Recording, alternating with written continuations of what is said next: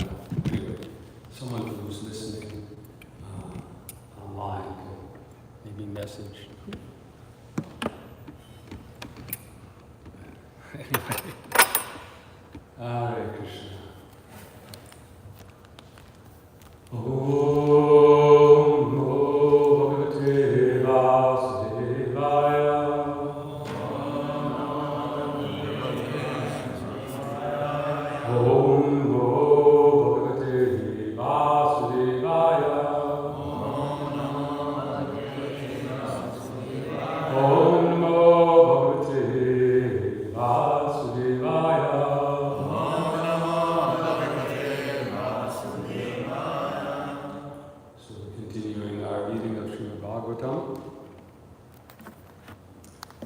and this is the third canto, chapter 33, text 19.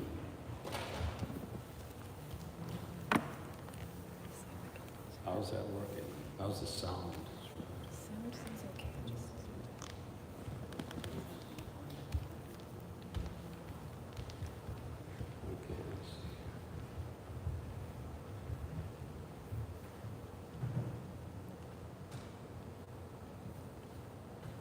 Yatra pravishtam atmanam vibhudanuchara jagu vapyam utpalagandinyam kardamaino palalitam yatra pravishtam atmanam Buddhanucharājagu Vāpyam utpalagandinyam Hardam meno palalitam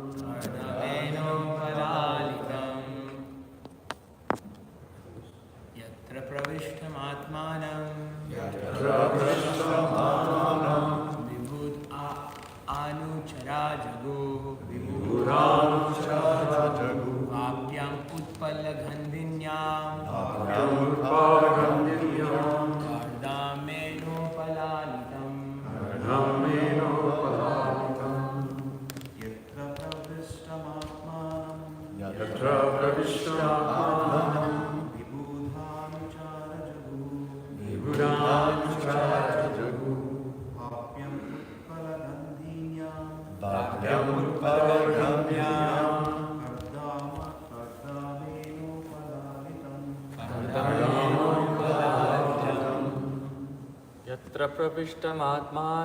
Yatra pravishtam atmanam vibhudane nuchara jaguhu Vāpyam utpalagandinyam Kardameno palalitam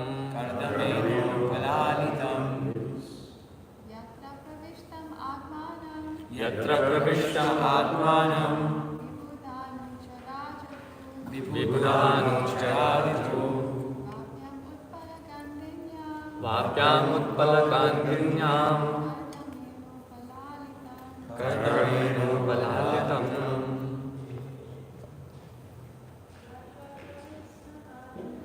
Yatra pravishtam atmanam vibhudanucharaditu vapyam utpalakandinyam kartamenu balalitam.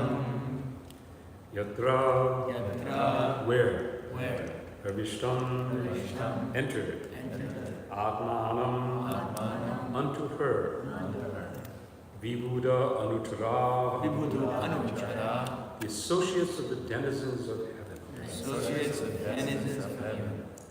Jugu, sang, Vapyam, in the pond, Utpala, of lotuses, Gandinyam, with the fragrance, Cardamina, like cardamom, Upalalitam, treated with great care. Translation and purport by His Divine Grace A.C. Bhaktivedanta Swami Srila Prabhupada. When Devahuti would enter that lovely garden to take her bath in the pond filled with lotus flowers, the associates of the denizens of heaven, the Gandharvas, would sing about Kardama's glorious household life. Her great husband, Kardama, gave her all protection at all times. Report. The ideal husband and wife relationship is very nicely described in this statement. Kardama Muni gave Devahuti all sorts of comforts in his duty as a husband, but he was not at all attached to his wife. As soon as his son Kapila Dev was grown up, Kardama at once left all family connection. Similarly, Devahuti was the daughter of a great king, Swayambhuva Manu, and was qualified and beautiful. But she was completely dependent on the protection of her husband. According to Manu, women, the fair sex, should not have independence at any stage of life. In childhood, a woman must be under the protection of the parents. In youth, she must be under the protection of the husband. And in old age, she must be under the protection of the grown children. Devahuti demonstrated all these statements of the Manu Samhita in her life. As a child, she was dependent on her father. Later, she was dependent on her husband, and in spite of her opulence. And she was later on dependent on her son, Kapila Dev. Om Adinata Vrandasya Vinchana Shalakaya Chakchurumitam Jena Tasman Shrivarehi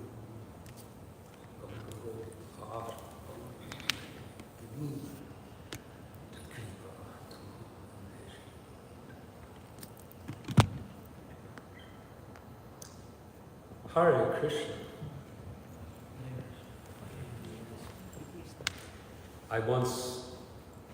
It couldn't be actually the same verse, I'm not sure.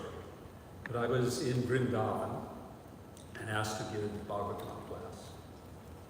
And this same topic of the independence or not independence of women was in the purport. and I looked in the audience. And on one side, I saw my god sister Malati and some very, good, powerful women devotees, Vaishnavis. On the other side, I saw a few other god sisters who I knew were more inclined towards, promoting a traditional Sri Dharma and so on. And I said, how am I going to do this? I don't know here amongst you and those who are listening online, how to tread this very sensitive area of women's roles in a Vaishnava society. And I'll make it a little louder. Tell me if it's too loud. Is it too loud for the... No, okay. So much to speak about in this respect. Actually, in this purport, Srila Prabhupada deals with two subjects. One is the relationship between husband and wife, which is a little perhaps easier to deal with, and I'll try to explain my understanding of the first comment that Srila Prabhupada has about the relationship between Kardama Muni and Devahuti. The second one is the whole topic of women's protection and independence. And I'm going to be exploring that connected, because this is always the way that these two topics are brought up by Srila Prabhupada. Whenever he speaks of women's independence, it's in the context of women's protection. That is the context. And I'm going to be trying to elucidate how I feel we must be very careful to understand Srila Prabhupada's statements within the context that they are presented, and within the context of his own life and how he also applied these principles. But first, in terms of the relationship, the Prabhupada describes this as ideal household husband-wife relationship. The first part is that he says that Kardama Muni gave his wife all comforts. He very, very dutifully, Prabhupada describes here the duty, in his duty as a husband. So Prabhupada gives this guidance that husbands in a relationship, a husband and wife relationship, are meant to ensure that the household needs are provided. But then he says that Kardama was not attached. He was not at all attached. I read this, I said, hold on.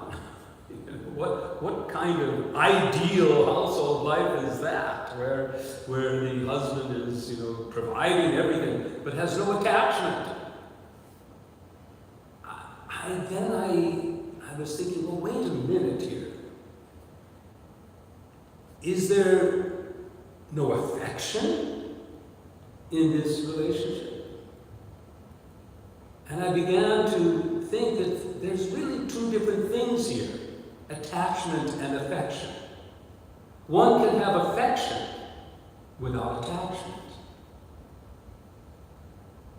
One can enjoy something, love something. I think it was yesterday that Maharaj was speaking about, or someone was speaking about how someone may have so much. Maybe it was you were speaking about it last night. You were talking about how people very wealthy, they can have all these different types of things, but it doesn't give them happiness. But it's not that they shouldn't have them, they can have these things. But what gives the distress is the attachment to those things. We can see in the life of Srila Prabhupada how he was provided comforts, and it's not that I can't have that. accepted these. And I'm sure that, there's no doubt that when you have a nice, soft, cushion to sit on and so on, or a fan, there's a pleasure in that. But he was not attached to it. He could leave it at any moment because he had a higher attachment. So his attachment was to Krishna. But his ability to interact, to engage with others, even with the material facilities that he had, was such that he could have that connection and make use of it, but without attachment. So my conclusion was that in the context of Devahuti and Kardama, he was detached but not without affection. He expressed his affection. In fact, we see that out of affection for Devahuti, he saw her condition of being very thin and very, austere on his account. And out of affection for her, he provided all of his wonderful comforts. But he was detached. He was detached because he had a higher attachment. And I would suggest that in this regards, the concept of ideal Vaishnava, Grihastha life, is such that man and woman have the necessary comforts, especially the women in the relationship generally speaking, need more material facilities. And of course that's another word that I think generally, much of what we're speaking about here is all in the context of generalizations. That there are so many exceptions and to these generalizations, and we'll get into that a little later. But both husband and wife, although being affectionate and loving to each other, should also be detached. Because the fact is, it's a relationship that we have in this world, and we're all going to leave. Of course, we can have a relationship in the spiritual world as well, but it's a different kind. So affection within a Grihastha life is necessary. Affection, love. I recall once we went to New Govardhan, Mughalamba, in Australia, many, many years ago. It must have been 2000.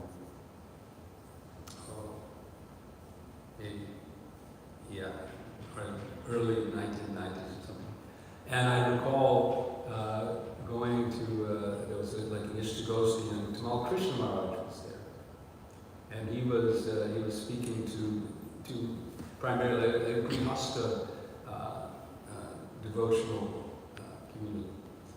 And I had known Tamal Krishna Maharaj as the leader of the Radha Damodar party. And as the leader of the Radha Damodar party in the 70s, there was a mood in that party that was like, Grihastha life, dark well. There was this brahmachari thing. In fact, in 1976, there was even an attempt by this group of devotees to more or less tell the women, and you even get that experience where a temple president said, women out. So the opposite of the principle of protection. But in any case, so I was surprised when I was hearing Tamal Krishna Maharaj speaking to all these Grihasthas, and you have to love your wife, you have to give affection, you have to be He was extolling, he was trying to reverse, I would say, some of the impressions that he may have given in the past. So this is the first topic that Srila Prabhupada brings up here. But then he moves into the topic of protection and women's independence. He's referring to Manasamhita. So I was interested. I wanted to know what is actually the verse in Manasamhita that he's referring to.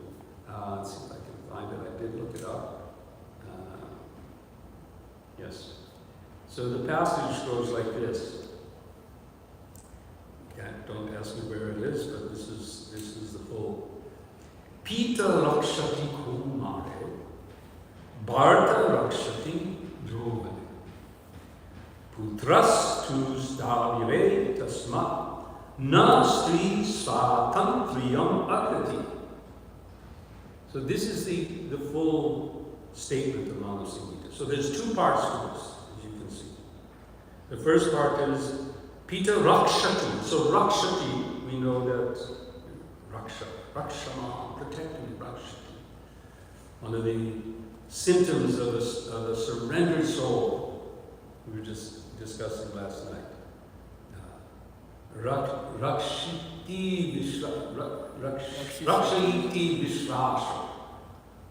That one of the 6 symptoms of surrendering to Krishna is to have firm faith, vishvasha, to have full faith that Krishna is my protector. Krishna will protect. And the second, next is go pre varanam. He will protect me and he will maintain me. He'll take care of me. So ultimately, for a devotee, Krishna is our protector. Krishna. And that leads into how Srila Prabhupada instructed his lady devotees to see themselves transcendental, to feel themselves protected by, because often in our society, especially during his time, there were many single women. So, and he didn't insist that they all get married. He created ashrams, brahmacharini ashrams. Later, one of his senior lady disciples, Jamuna Devi, had some issues in her marriage and felt she needed to be independent. Now, Srila Prabhupada was not fully happy with that. There are letters that you can, of course, one of the controversies in our society today is how much these letters really were meant to be private. So perhaps I won't get too much into that. But still, there are certainly letters that he wrote to her that encouraged her in what she ended up doing, which is creating an ashram, a women's ashram. The first, you could say, independent of the temple, ladies' ashram. And that continued for some time. And he encouraged her to do this. But he did it in a very specific way. He said you have to live very simply. It was very, very specific how to do this. And cautioned her. Because of the principle of protection. So internally, as Vaishnavas, we want to surrender to Krishna, and we want to understand that Krishna is our protector. But socially and practically, we have to live in this world in a way that facilitates that. We shouldn't think that, well, Krishna is my protector, therefore I don't need to do anything. He'll protect me. So I don't need to do anything. There's a story, I don't know how true this is, perhaps I just heard the story, about a meeting between Tulsidas and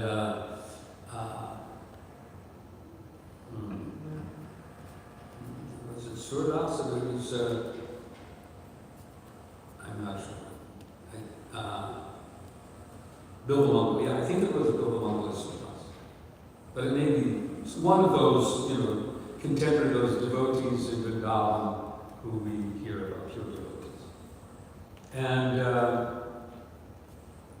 so Tulsidas, and they were enjoying, and for the sake of this story, I think it was Bilvamangal. Did anybody heard this story before? No. Well, so they were engaged in a lively Krishna Katha discussion on the periphery of Govardhan, and just wonderfully engaged in Krishna Katha. And then they started hearing an uproar. There was a mad elephant. Some of the elephants in the wild, when they get this scent of the female elephant in heat, they go into something called must, and then they become wild after the female. So everyone would say, take shelter, take shelter. And Tulsidas, he was like, oh, Krishna will protect. Krishna is always protected. There's nothing to worry about. And whereas Bilvamangal, he climbed into a tree to avoid it. Tulsidas walks, and the elephant sees him and is all enraged, but then sees this great devotee and surrenders to him and calms down. And because Tulsidas is Ram, Ram, Ram, he's chanting like this, Ram, Ram. He comes back and he questions Surdas. Krishna's our protector, Rama's our protector. Why would you? He says, yes, Rama's our protector, but why should I make you work for me? Why should I make him do it? There's another famous, this story comes in practically every tradition, the one about the flood coming. Have you heard this? How many? You must have. Every religious tradition uses this example. The Hindus, the Christians, the Jews, in Islam. I've heard this story in every flavor, right? And just in short, there's in a modern context, there's a man who's in a house, and there's a dam up near a river, and there's a dam, and the dam is overflowing, and it's about to burst, and there's you heard this story? No? Yeah, you heard this story? You heard it? Okay, so anyway, some of you haven't heard it, so it's sort of, in the Christian version, the man says that, who's in the house, there's an evacuation order, you have to leave, and the man says, no, God is my protector, God will save me. I have full faith.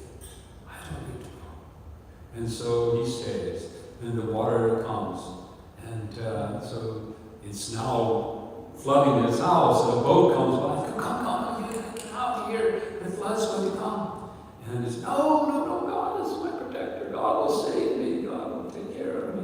And the water rises, and now he gets onto the roof of the house because it's already flooding everything, and the helicopter comes and says, come, get in the helicopter, come here, come to be saved.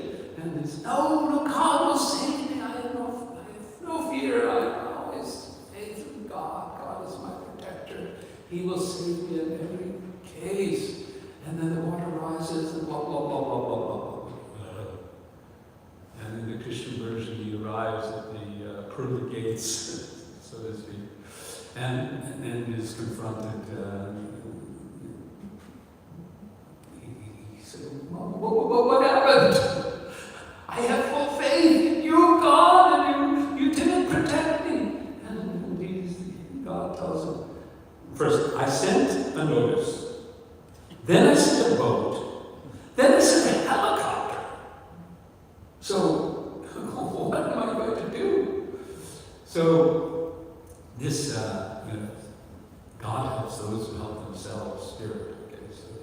There is a sense that we have to do in our social arrangements. We have to arrange things for proper protection. And particularly, Prabhupada stresses the need for the protection of women in society. Now, why? Why particularly the protection of women? Now, there are two aspects to this. One is easy to understand, the other is a little more sensitive. The first is very easy. Women are the mothers. So, if we're going to have children in society, we need to protect the women in order that they can have children and the children grow up nicely and so on. Everyone can understand that. It's a biological fact. Women can bear children, men cannot. The second is a little more difficult. Prabhupada would use terms like less intelligent to describe why women need protection. He would just in one place, and I have here, I was going to read, and we don't have so much time, but you can look up in Vanipedia, you can look up freedom, women freedom, and see all the different places that Srila Bhagavatam describes why women should not have free. He uses the term freedom. Here he uses the term independence. There he uses the term freedom. And in these, I'll read a few of them because it gives us a good sense of the context.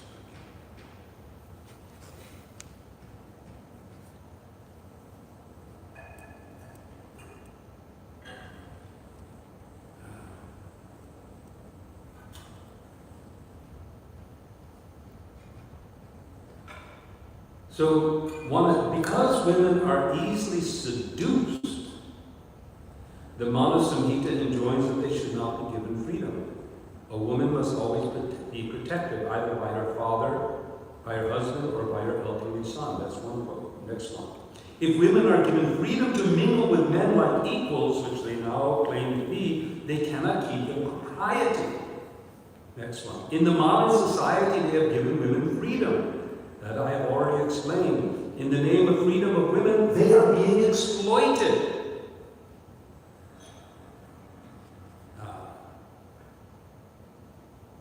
Social freedom of man and woman, especially among the younger section, is certainly a great stumbling block on the path of spiritual progress. The demons have now neglected such injunctions that a woman should not be given freedom, and they think that women should be given as much freedom as men. However, this has not improved the social condition of the world. That's from Bhagavad Gita. The whole idea is that women require protection. They are very innocent, weaker sex. Notice that in this purport he uses fair sex. When he describes women as the fair sex, here the weaker sex. They should not be given freedom, just like a child cannot be given freedom. It is dangerous. So, let's note the context. Every time that he's speaking about women's freedom, he's speaking about it in terms of protection. How, if women are, I should say allowed, but if women and men do not observe these roles, if women do not recognize their vulnerability in society, if women underestimate how bad men can be, because that's at the crux of this. Men can be real animals. There is, in most species of life, women have a cycle of sexual,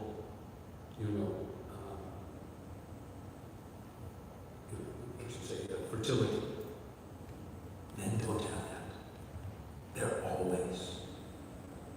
looking to exploit. The elephant in Must gets the scent of a woman, a female elephant, and gets mad. I looked up the statistics. 1 in 6 in America, 1 in 6 women in America either have been raped or attempted to be raped. Now, men also are not excluded. Unfortunately, there are that same proclivity. If the sexual orientation is reversed, then men become the target as well, and that is happening as well. But this sexual drive is so dangerous that it can destroy society. Right? How? Creating, first of all, by creating unwanted children, but even further nowadays, creating abortion. Because of the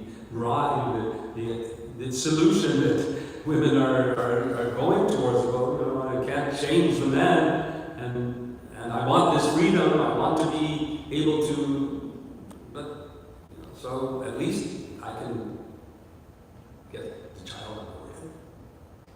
These are all products of a society in which the principles of protection of women are neglected. I would like to suggest that Prabhupada is using the term freedom and interchangeably the term independence, because that's the Manu Samhita uses the term svatantra.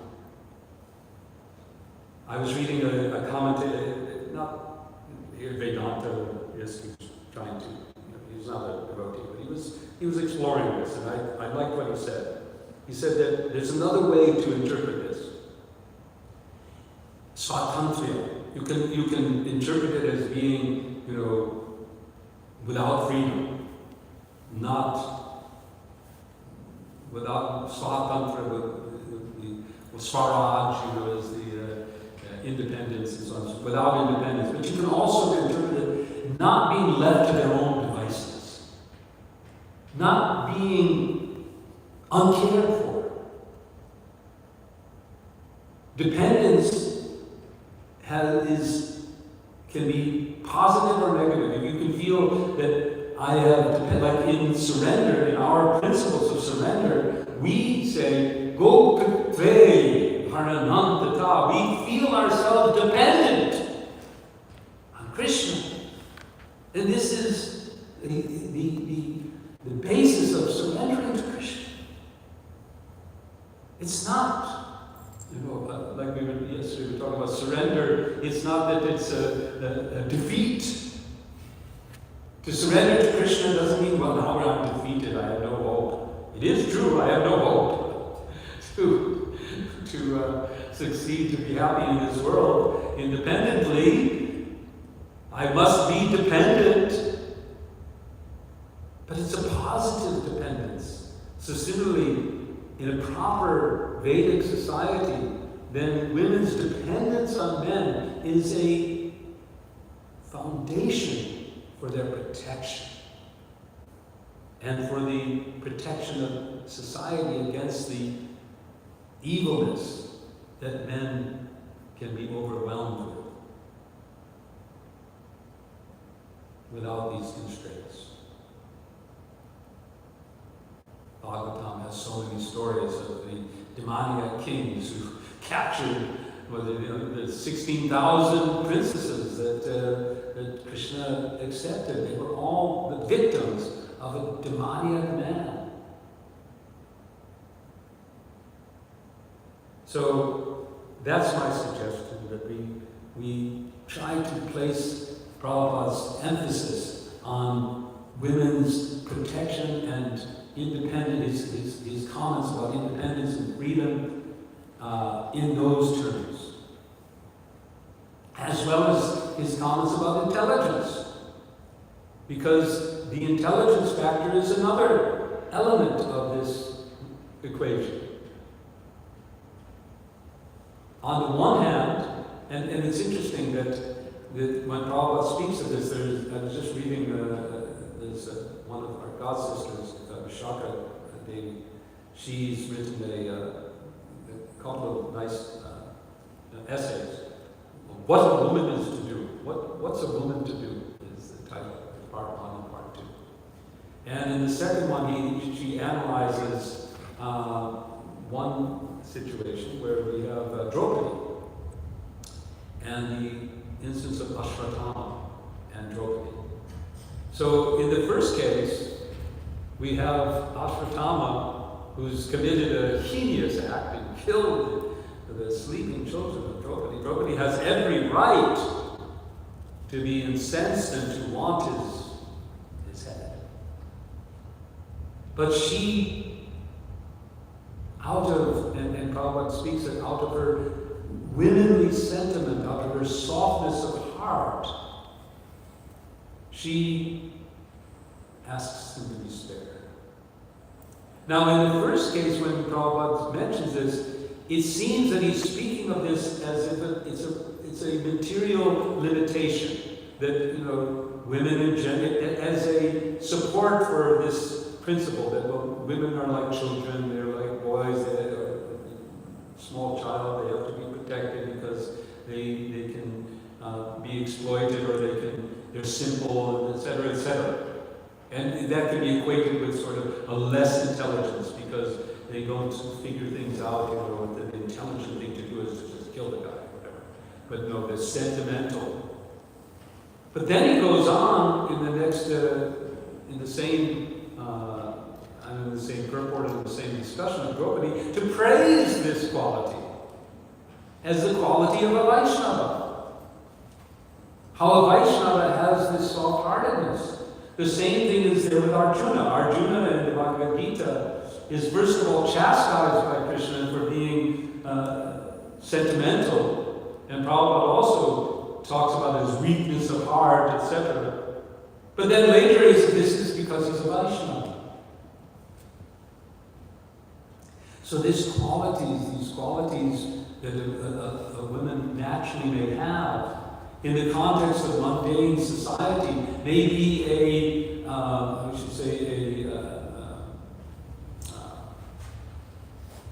not deficit, but anyway, maybe an impediment or a condition which then leads to her need for protection because of these natural tendencies which are needed to be a mother. If a woman doesn't have this kind of natural inclination, tendency, it's going to be very difficult for them to give unconditional love to their children, who are sometimes very annoying and exasperating. If they were to be treated just intellectually as the children, as okay, I'm going to calculate how you've done. This is going to be 1, 2, 3. Okay, then the household life would not, the children would not grow up so nicely. But so in order to nurture and to raise children, women require a certain kind of intelligence, a certain kind of mind, which is not so useful if you're fighting in the battlefield, for example, or in the material world, trying to eke out a living in this tough day that we have. So the context becomes very important. And to look also at the example, Srila Prabhupada is, I wanted to point out one more thing, and then open this up and hopefully we can have a little discussion. That to be dependent, to be in a dependent relationship, a man and woman, does not mean a woman has no life. That, they're just, and Prabhupada points this out, it doesn't mean that the woman then becomes the slave of the man, and just the order carrier and do my bidding, etc. In fact, we see that in Vedic society, where women generally, and again, of course, there are exceptions to this, but generally women were always, according to the injunction of Manu, always kept under protection. They still had all kinds of duties. Draupadi was the treasurer of the entire kingdom of Yudhishthira. It said in Mahabharata that she knew the extent of the wealth of the Pandavas, because she was in charge. And we have many other examples of how ladies have their own dharmic, their careers, so to speak. But they still were always assured of protection. But that protection sometimes would have to come from Krishna. I was contemplating that here we have Devahuti herself. She's been protected by her father. She's been protected by her husband. She's been protected by her son. But now what's happened? Her son is gone. She's now alone. She's not alone. There's all these assistants, etc. But she doesn't have those natural protectors. And we'll see in the next verses what she does. She focuses on Krishna, following the instructions of her son, Akilave. She becomes fully immersed as a devotee. And she then surrenders fully to him, and the protection continues from Krishna. So, that's a few minutes. I hope I was able to, it's not an easy topic. There's so much more that can be said, how to put this all into society. But I think, for me, it's to always see the context of protection as the basis for all of the statements that Srila Prabhupada makes in this regard. Hare Krishna. Thank you. So any questions or comments? Yes? I have a question regarding the social environment of the woman in ISKCON. We have different vision in India and in the West. I remember having talked with devotee care members of ISKCON. Here in the case of devotee, Kardama is an ideal husband. So his religion some spiritual advanced husband. This is not always the case. As you mentioned, so I see men can be also really evil and can abuse women. And this can be also done in the circle of the couple. So sometimes we heard about devotee women being beaten so in those cases, I heard in India the divorce is really forbidden, particularly in UK. Here in the West, we would advocate more easily to go in that direction. So, according to the social environment, the advice would be given differently as well. Yes. Because you are in my approach, so you have seen that as well. Well, my personal belief is that the principles are universal. That the principle of protection and centering our lives around service to Krishna, these are the universal principles. Now, how to achieve that does differ according to the social situation, especially when when the families are not strong in general. In India, we still have strong families, generational strong families. Nowadays, in the West, it's often the case that one or two generations and it's all kind of dissolved. The brothers and sisters are all, they don't, are not so well connected, and the parents are divorced, and et cetera, et cetera. What to speak of grandparents. So that's one element which is a little different. The other big difference in our world today that we have to contend with, and this is something that is a challenge for all of us in Islam or outside of Islam, is that we don't live in villages anymore. We live in this highly industrialized, global economy, society, where just to get by, we have to work. These men and women both need to work in order just to pay the rent. We're so fortunate, we're living here in this ashram. And by cooperating together and living together, we're able to maintain, and by Govinda's mercy, we're able to have this prasadam, and we do some service to help things go on. But if you live in New York City today, it's so tough. So how do you deal with that? How do you deal with the dynamic of the economy?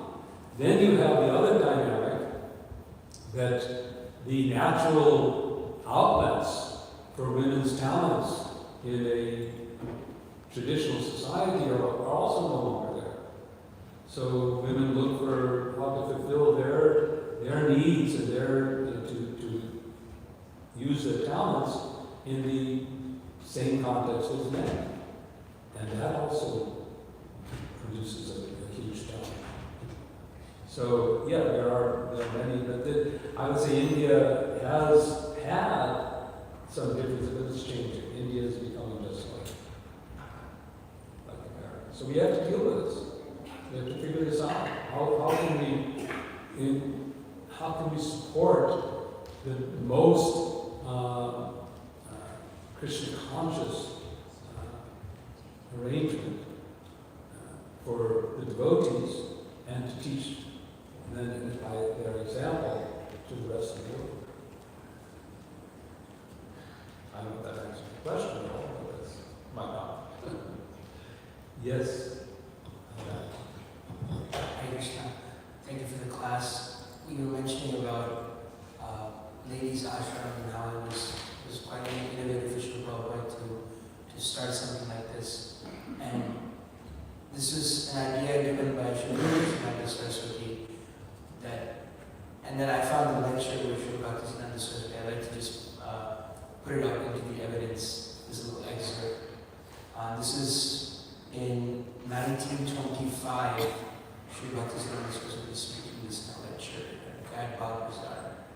Our mutts are being constructed in various places, and many sannyasi, vanaprasthas, and grastas and brahmacharis are given special opportunities to learn the virtues by continuously staying there.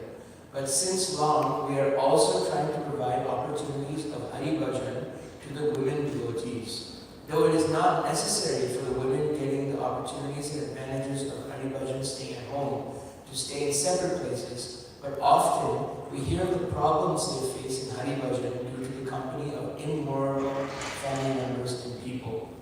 For them, if we try to construct Sri Vishnu Priya Palli in Sridham Mayapur, near the house of Lord Chaitanya Mahaprabhu, then they can even perform Hari Bhajan, staying at separate places from their home, and hence may be benefited.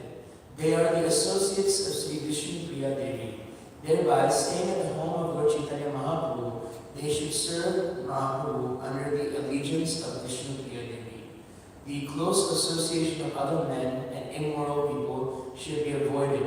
Only a few male devotees, like Ishan, the senior devotee who is to serve and protect Sachimata and Vishnupriya Devi, should serve and protect these associates with Vishnupriya Devi, staying at distance from them.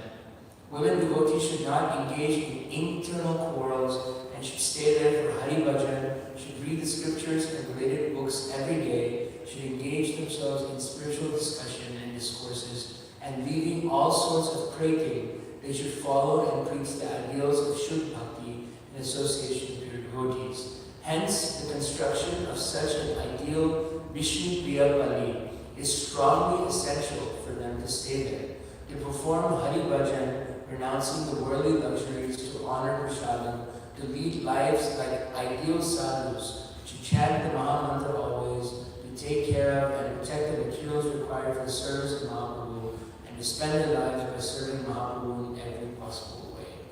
So, Srila Bhaktisiddhanta Saraswati wanted this Vishnu Priya Pali, of course with protection from like devotees like Ishan, but it's a nice example that Vishnu Priya Devi herself was not under the protection of her husband because Mahaprabhu took sannyas at such a young age, so she had people like Ishan and so on to take care of. Jamuna's ashram was, you could say, a similar arrangement. In this case, and today in Mayapur, we have the Kunti Bhavan, which is an ashram for senior ladies and single ladies. In both cases, it's interesting because in both cases, in place of a personality like Ishan, there's ISKCON. So, ISKCON as an institution can provide that kind of support. And I think that was Prabhupada's formula, is that ISKCON, as an institution, can help to support and ensure that these ashrams, as is done here in our New York ashram, that ladies can have an ashram. Prabhupada, particularly with Jamuna's ashram, he was encouraging it because he saw that in some of our temples at the time, in one of the letters he said, well, not all our temples have facility, like we have a good facility. We have a whole floor, it's dedicated, it's private, etc. But there were temples in the 70s where it's just a couple of rooms and sharing the same bathrooms and so on that weren't suited. And so Prabhupada was encouraging that ladies that Jamuna could provide facility to those ladies.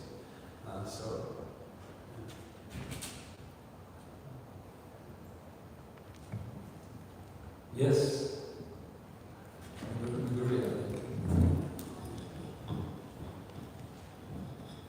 Krishna. I was thinking of 2 points you said. One, that women are more sentimental, so protection is important.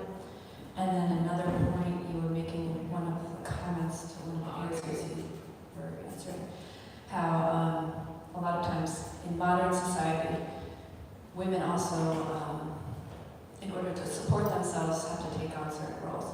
And I was reflecting on an experience that I had when I was first going into college. I did Army ROTC, which is, they give away to support your way through college. And I was entering it as a nursing student, so it was a little different. But, I was like one of 3 other women amongst 90 men.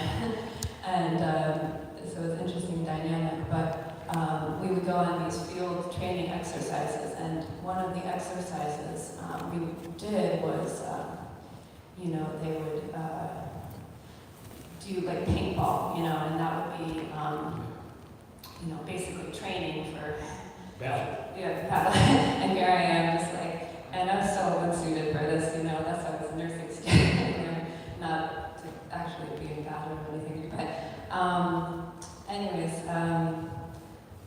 so I'm there, and I was like one of the, last ones somehow, because I just hit or something, but I remember one of my friends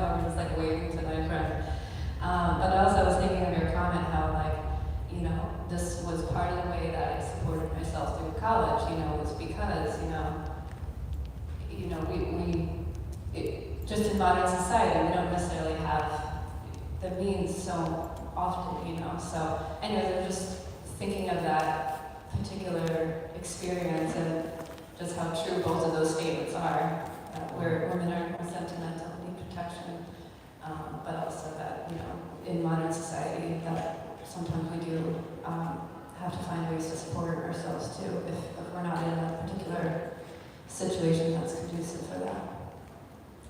Yeah. Of course, there are exceptions to all of these. And one of the exceptions is Gangamata Goswami, who was an exceptional lady. Not only did she refuse to get married, when her parents died, she became the queen. And after she ran the whole kingdom until she went to Vrindavan. And then she became she basically followed the same path as a renunciate man would follow. And of course she was tested in many, many ways. But so gender is not always, nowadays people talk about gender, fluidity and so on. So just the gender that we are born into doesn't necessarily always translate into the psychology. So that we also have to be aware of, today particularly. So that's another challenge that we have. How do we interpret and apply these principles when the whole notion of gender is also getting many things are happening with hormone levels, etc. There's many things going on. Anyway, we're out of time, and I hope I've answered more questions than I've raised. I'm sure there are other questions, so I've done something to try to answer. I continually have questions about this myself, being raised in a family of progressive feminist Marxists, so I have to deal with it. Hare Krishna. Hare Krishna. Grace Pancharatna Prabhu ki.